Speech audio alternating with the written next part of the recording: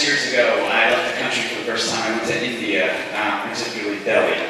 And I went partly because I just felt drawn there. I was really excited, maybe because of the Bollywood movies I had seen or the food I'd eaten, but it was really more than that. So I hyped it up a lot in my head, and I went there. I was actually meeting some friends there, and I remember right away bragging to my friends because they got a hotel for $20 a night, and I got mine for $10, and mine had an internet cafe. So I was excited. But when I got to the hotel, there were some bed bugs. I'm terrified of any bugs, so I had to do things like sleep with the light on and covered in clothes and just petrified. And I remember at the end of my trip, after 10 days, I was also bragging about not getting sick the whole time. And then I drank some water. And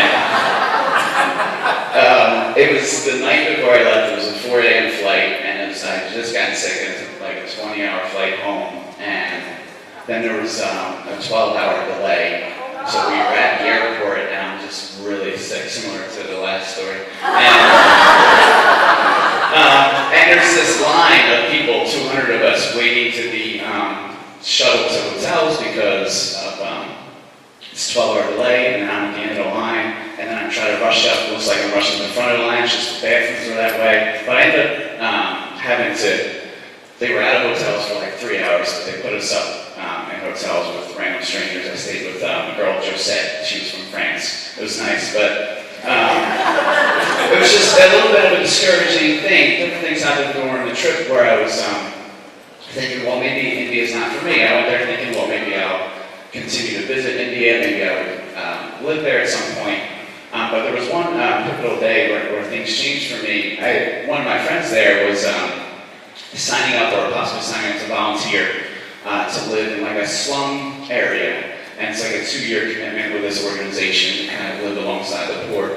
And at that point, and I had some other experiences in Delhi that were discouraging. I was like, good for you, Kate, but I could never do that.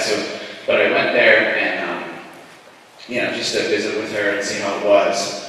And the slum area, it was a Muslim slum area, and a little bit outside of Delhi. I'm a Christian, and I'll mention why I say that later. But I went there, and this family that lives above this shack was just a couple from Australia, and Kate was going to be interviewing with them. So we had to go through the people's house on the bottom to walk up the steps. And there was like 7 daughters that this family had, and Mark said 2 of these daughters would probably come up because they usually are very friendly and they like to hang out. So eventually they were about 12 and 13, and just right away, just seeing something in them, the way they were so giving, the way they smiled, the joy that they had, even though they had like nothing, it just like changed me. And I remember journaling and just writing things like, they remind me of God, and they are the light of God. It was a beautiful thing, a beautiful moment, just the generosity and the beauty of these 2 girls.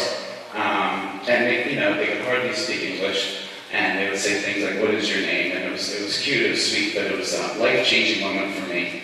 And I think it wouldn't have been so powerful if I didn't come in with some like flaw in me that was like, well, I'm a Christian, they're Muslim, I'm not expecting any sort of spiritual experience. I recognize that now as very wrong, because they've shown me just the love that they have in them, and the God I see in them is beautiful, and it's made me quit my job, become a teacher. I've been back to India twice. I saw the girls again when I went. They didn't know who I was, but they certainly